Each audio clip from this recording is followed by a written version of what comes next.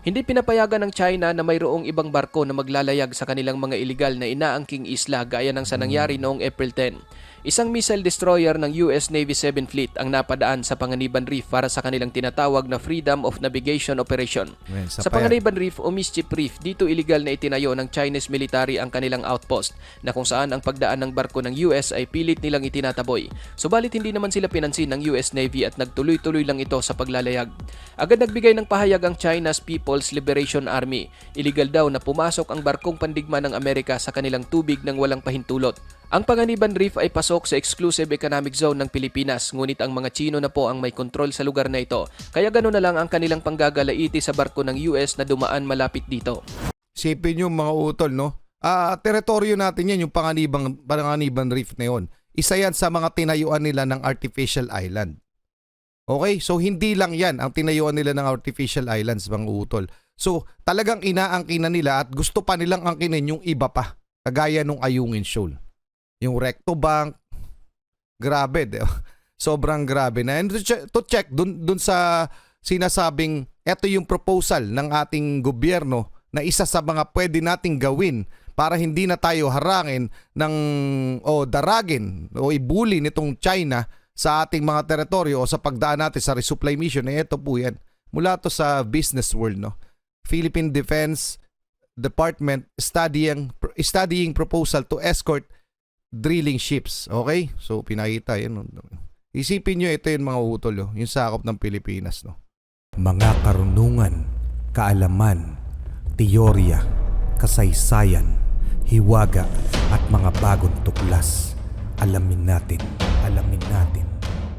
Matapos ang pangyayaring pambubuli o panghaharas na naman ng China sa Pilipinas nitong mga nakaraan, yung kagaya nung pagbira ng water cannon sa ating Philippine Coast Guard dyan sa West Philippine Sea, minamadali na ng Senado o nirebisa rin ng Senado ang budget para sa AFP Modernization Program at minamadali na nilang lumabas ang budget na ito. At kung ano-ano pang mga hakbang ang gustong gawin ng mga senador natin upang hindi na maulit ang pangyayari o yung pambubuli sa atin ng China.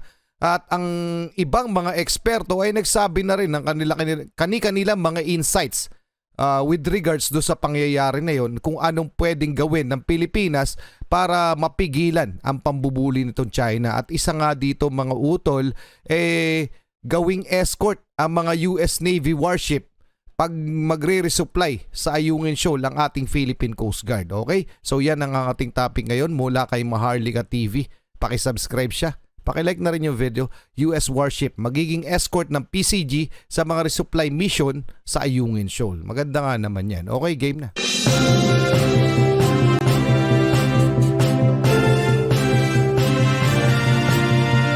Maganda talaga ng intro nito. Maharlika TV. Maharlika TV. Pakisubscribe. Mga barkong pandigma ng Amerika gagawing escort ng Philippine Coast Guard para sa mga resupply mission sa BRP Sierra Madre na nasa Ayungin Shoal. Abangan kapatid ang kompletong mga detalye kaya manatiling nakatutok dahil dito bawal ang fake news. Bago tayo magpatuloy, isang like lang po ang hinihingi ko para sa videong ito. Malaking bagay na po yan bilang suporta sa ating bawat in-upload. Back to the video. Matapos ang ginawang pambobomba ng tubig ng Chinese Coast Guard sa mga resupply boat ng Philippine Coast Guard, no? Hindi pa rin naman ito naging hadlang sa PCG na ipagpapatuloy ang mga resupply mission sa BRP Sierra Madre sa Ayungin Shoal. Sa mga susunod na resupply mission, nasa listahan na umano ng ating Philippine Coast Guard ng mga warship ng Amerika ang mag-i-escort sa mga resupply boat na tutungo sa Ayungin Shoal. Base sa Undersecretary ng Department of National Defense na si Ireneo Espino, bukas ang DND sa posibilidad na ang US warship ang gagawing escort ng ating mga barkong maghahatid ng supply sa BRP Sierra Madre. Ngunit sa ngayon, hawak pa daw nila ang sitwasyon. Malakas ang paniniwala ng ating Department of Defense na mayroong Chinese informant na siyang nagbibigay ng mga impormasyon sa mga sundalong Chino na nasa West Philippine Sea. Kaya't nalalaman ng mga ito kung kailan maghahatid ng supply ang PCG sa Ayungin Shoal. At saka teka lang mga utol, yung sinasabi rin ni Senator Bato na may satellite yung mga yan na nakatutok dyan sa West Philippine Sea para so alam nila yung galaw ng ating Philippine Coast Guard at Philippine Navy. Okay, meron talaga sila. Kung wala man silang informant na mula dito sa ating nasasakupan o sa mga kasundaluhan natin, meron silang satellite. Kaya madali sa kanilang madetect ang mga galaw ng ating Philippine Coast Guard at Philippine Navy. Yun yung dahilan yan. Balikan natin mga utol. Kaya't nalalaman ng mga ito kung kailan maghatid ng supply ang PCG sa Ayungin Shoal. Isa pa sa malaking problema ng PCG ay ang patuloy na pagdami ng mga barko ng China. Nasa tinatayang 80 hanggang sa 200 militia vessel ang karaniwang nakakalat sa mga pinag-aagawang teritoryo. Hindi pa kabilang ang mga barko ng kanilang Navy at Coast Guard. Tama. Samantala, isang barko lang ng Navy at isang barko ng Coast Guard ng Pilipinas ang kadalasang nagiging escort ng ating mga supply boat. Ayon sa DND, hirap na hirap talaga ang ating mga barko dahil sa dami ng bilang ng mga barko ng China na nagtutulong-tulong upang maitaboy ang ating mga barko palayo sa Ayungin Shoal. Ngayon mga kapatid, ang hakbang na ito ng Pilipinas na gagawing escort ang mga barkong pandigma ng Amerika papunta sa Ayungin Shoal ay maring isa ring magandang paraan dahil kahit papaano makikita ng mga Chinese na mayroon tayong kasamang higante na paniguradong mapapalaban sila kung magkataon. Gayunpaman, ang ganitong eksena ay malaki rin ang posibilidad na mas titindi ang tensyon sa South China Sea region dahil sa pagpasok ng mga barko ng US, partikular na sa Ayungin Shoal na mariing kiniklaim ng China na kabilang sa kanilang teritoryo. Totoo yung mga utol, 'di ba? Kamakailan lamang o para sa mga hindi nakakaalam, gusto na nilang hatakin yung barko sa yung station, yung BRP Sierra Madre. Gustong hatakin na ng China. Gustong alisin doon sa Ayungin Shoal dahil kanila nga daw yun. Ito yung pilit nilang iginigiit itong Ayungin Shoal. At saka nandyan karamihan yung kanilang maritime militia vessels. Okay? So ang daming nakapalibot dyan sa Ayungin Shoal mga utol. At diniklara nga nila na kanila yung Ayungin Shoal na hindi dapat tayo pupunta ron. Kaya nga nila hinaharang yung resupply mission. Kasi kamakailan nung hinarang nila mga utol at binomba ng water cannon, ang dahilan naman na inilabas ng China construction materials daw. Ang dala di umano ng Philippine Coast Guard. Sa madalit sabi, gusto nilang pigilan kung sakali mang magtatayo tayo ng mga pasilidad doon sa Ayungin Shoal. Bakit nila tayo pipigilan mga utol? Unang-una atin yung Ayungin Shoal. Pero talagang ginigiit nilang kanila kaya gusto nilang pigilan kung magko-construct tayo. Pero yun ang pinag-uusapan sa Senado mga utol. Na kailangan o dapat tayong mag-construct ng pasilidad doon. Kung hindi man kailangan na ang ini-endorso kasi ng Senado, hindi kailangan military base. Basta lamang may masisilungan yung ating mga personnels at yung iba pang mga fishing vessels. Okay? Disregard daw kung ano ang nationality. Okay? So anong masasabi nyo dyan mga utol sa ginagawang yan ng China? Mamaya ika-counter check natin itong report na ito tungkol sa pagiging escort ng US Navy sa ating Philippine Coast Guard sa mga resupply mission. Okay? Tuloy na muna natin. Hindi pinapayagan ng China na mayroong ibang barko na maglalayag sa kanilang mga iligal na inaangking isla gaya ng sa nangyari noong April 10. Isang missile destroyer ng US Navy 7 Fleet ang napadaan sa Panganiban Reef para sa kanilang tinatawag na Freedom of Navigation Operation. Sa Panganiban Reef o Mischief Reef, dito iligal na itinayo ng Chinese military ang kanilang outpost na kung saan ang pagdaan ng barko ng US ay pilit nilang itinataboy. Subalit hindi naman sila pinansin ng US Navy at nagtuloy-tuloy lang ito sa paglalayag. Agad nagbigay ng pahayag ang China's People's Liberation Army. Iligal daw na pumasok ang barkong pandigma ng Amerika sa kanilang tubig ng walang pahintulot. Ang Panganiban Reef ay pasok sa exclusive economic zone ng Pilipinas, ngunit ang mga Chino na po ang may kontrol sa lugar na ito. Kaya gano'n na lang ang kanilang panggagalaiti sa barko ng US na dumaan malapit dito. Sipin nyo mga utol, no? Teritoryo natin yan, yung Panganiban Reef na yun. Isa yan sa mga tinayuan nila ng artificial island. Okay? So hindi lang yan ang tinayuan nila ng artificial islands mga utol. So talagang inaangkin na nila at gusto pa nilang angkinin yung iba pa. Kagaya nung Ayungin Shoal. Yung Recto Bank, grabe. Sobrang grabe na. And to check, dun sa sinasabing, eto yung proposal ng ating gobyerno na isa sa mga pwede nating gawin para hindi na tayo harangin daragin o ibuli nitong China sa ating mga teritoryo o sa pagdaan natin sa resupply mission. Ito po yan. Mula to sa business world, no? Philippine Defense Department studying proposal to escort drilling ships. Okay? So, pinakita yan. Isipin nyo, ito yung mga utol, yung sakop ng Pilipinas, no? Ayan, no? Dami, no? So, marami na dyan kinuha ng China. Mga 7 na, more or less, kung hindi ako nagkakamali, no? Basahin lang natin konti. The Department of National Defense, DND, on Wednesday said it is studying a proposal for U.S.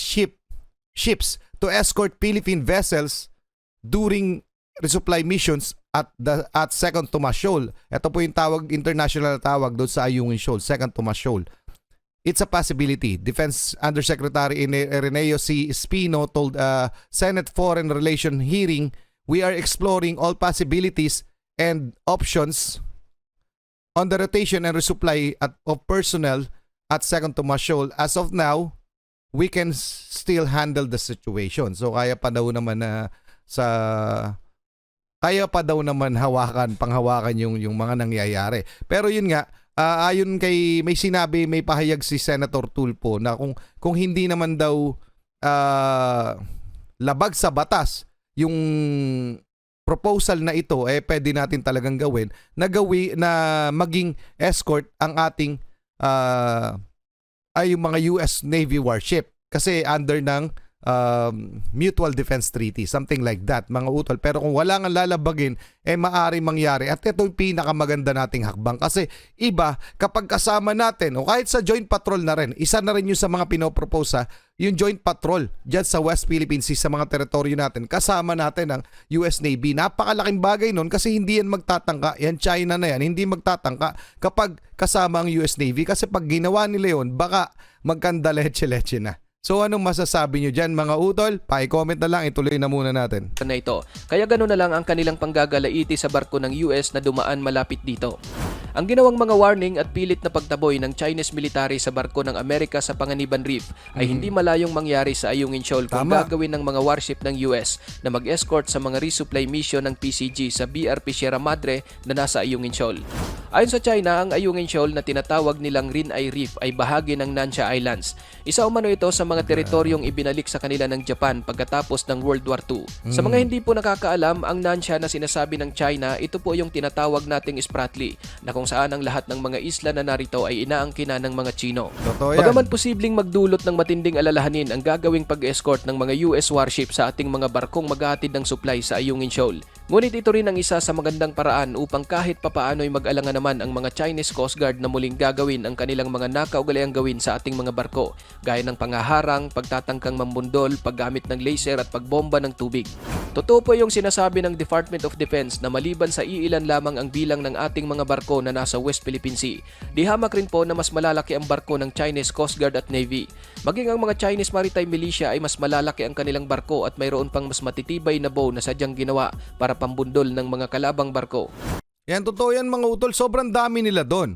So walang kalaban-laban ang konti ng mga barko ng Pilipinas. So umorder na rin naman tayo pero palagi ko kahit dumating yung ilan doon hindi pa rin sasapat. So kailangan talaga natin, may iba tayong kaalyadong bansa na kasama natin nagpapatrolya doon o doon sa resupply mission na lang natin kasama natin ng US. Napakalaking bagay nun kasi pwede talaga magdalawang isip yan China. Pero etong mga utol ginagawa na rin yan ng China, ginawa yan ng China sa US, hinarang nila yung barko ng US dyan sa West Philippine Sea. Okay? Yun nga, yung kanina sa Panganiban Reef na yung malapit sa artificial island nila pero nasa tamang ruta yung US Navy nun nung hinarang nila. Okay? Pati yung US aircraft ay ginawa rin nila, hinarang din nila. So hindi rin talaga sila, pero yung mga ganyang pangyayari, yung bibirahin ng water cannon, siguro naman ay hindi nila gagawin yun sa United States of America. And pero palagay ko lamang yun ang inaantay lang ng Amerika, yung gawin nila yan ng tuluyan, yung may violente na sila, yung aggression nila mag-escalate na ng todo kasi yun na yung magiging mitya ng gera. Pero gaya ng mga pahayag ng ating mga kaalyadong bansa kasama ng Pilipinas, hindi po tayo magsisimula ng kaguluhan. Okay? Tayo ay nagpapalakas ng puwersa at nagpapalakas din ng ating mga kaalyado sa paraan na tayo ay magdidepensa lamang para sa seguridad ng ating soberanya. Other than that, hindi tayo yung magsisimula ng gulo. Yung po yung malinaw na sinasabi sa atin ng ating gobyerno kasama na ang United States of America. Okay? So ano masasabi nyo dyan? Pa-comment na lang, tuloy na natin. Bilang pagkukumpara lang sa pinakamalaking barko ng PCG, ang BRP Teresa Magbanwa ay mayroong haba na umaabot ng 96.6 meters. Samantala, ang ordinaryong barko naman ng China Coast Guard na nasa West Philippine Sea ay mayroong 103 meters na haba. Pa lang, no? Higit na mas mahaba ito sa BRP Teresa Magbanwa ng mahigit 6 na metro. Ang kanila namang pinakamalaking Ayan, no? barko ng Coast Guard na binansagang Laki. The Monster ay umaabot ng 165 meters ang haba, halos doble ang laki kaysa sa BRP Teresa Magbanwa. Sa patuloy na panggigipit ng China sa ating mga barko sa West Philippine Sea, walang duda na malaki talaga ang may tutulong kung ang mga barkong pandigma ng US ang magiging escort ng ating mga supply boat na tutungo sa Ayungin Shoal. Pero teka mga utol painggan lang natin yung suggestion ni Senator Raffy Tulfo hinggil sa usaping ito, yung pagtatalaga ng US Navy, kasi tinanong niya kung pwedeng araw na maging escort natin yung mga US Navy warship sa resupply mission. So eto po yun. Pertaining to the suggestion of dating Chief Justice Carpio, if I'm not mistaken, and his suggestion was para hindi na tayo palagi nabubuli yung ating militar ng China sa West Philippine Sea, lalo na yung pagdadala ng supply sa kanilang mga tropa sa Ayungin Shoal. Wala bang violation doon sa kanyang suggestion kung i-escortan ng US personnel, US ships, yung pagdi-deliver lang, pag-resupply lang doon sa mga tropa sa Ayungin Shoal? Kasi ginagawa din naman yon ng bansang Indonesia and Malaysia na much bigger than our country, na mas capable of defending themselves kumpara sa atin. Is that a possibility? Na wala ba tayong violate na batas? Meron naman tayong tinatawag na Mutual Defense Treaty with the US. And maybe doon na sa pag-resupply, hingi tayo ng tulong sa Amerika. Ito ay ayon kay Carpio ako. And sabi ko, baka pwedeng pag-usapan yun. Is that a possibility? Is that doable? So ayan mga utol, napainggan nyo na. So anong masasabi nyo dyan? Ituloy na natin ang ating featured video. Gayunpaman, bagamat isa ito sa mga plano ng ating Department of Defense, ayon kay AFP Chief of Staff Romeo Browner Jr., dagdag pondo ang kanilang kailangan para mapalakas ang pagbabantay ng mga sundalo sa West Philippine Sea. Sa pagbisita ng totoo General yan. sa Western Command sa Palawan, sinabi nito na panahon na para bumili ang bansa ng mga bagong gamit pangdigma. Kabilang dito ang mga malalaking barko at submarine upang masabayan ang puwersa ng China na pilit na umaangkin sa mga teritoryo ng Pilipinas. So kailangan talaga natin na palakasin pa yung ating yung presence natin sa West Philippine Sea, and this would entail more funds. Kaya talagang humihingi rin kami sa Kongreso natin na madagdagan pa yung pondo natin dito sa West Philippine Sea. Gayun din ang sinabi ni Senador Ronald Bato de la Rosa, dagdag pondo rin sa depensa ang kanyang hinihingi upang kahit papaano daw ay makabili man lang tayo ng barko na mayroon ding kakayahang bumuga ng malalakas na tubig para labanan ang mga barko ng China. You argue to me that hindi po pwede yan, sir, dahil ganito ganun. Sabihin ko sa'yo, hindi naman yan totally tanggalin. Bawasan mo lang ng kunti.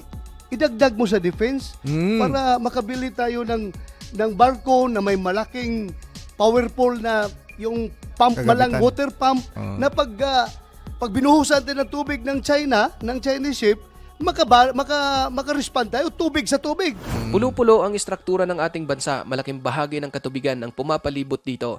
Kaya nararapat lang na magkaroon sana tayo ng maraming barko upang maprotektahan ng lubusan ng ating mga teritoryo. Tama naman mga utol di ba? Yun yung kailangan natin. So dagdagan yung budget. Sino nga bang naipag-usap dito? Nagdidesisyon dito yata kung hindi ako nagkakamali, mga congressman. So nasa kamay na yan ng mga congressman, pinropose na yan may pinasan ng resolution ng ating Senado na parang palagay ko naman majority sa kanila ay pumapayag. And then pupunta yan, hindi ko alam yung justice yung natin, paano yung sistema natin, pero palagay ko ganun sa congressman. And then syempre lalabas sa Department of Budget kung hindi ako nagkakamali. Tuloy na muna natin.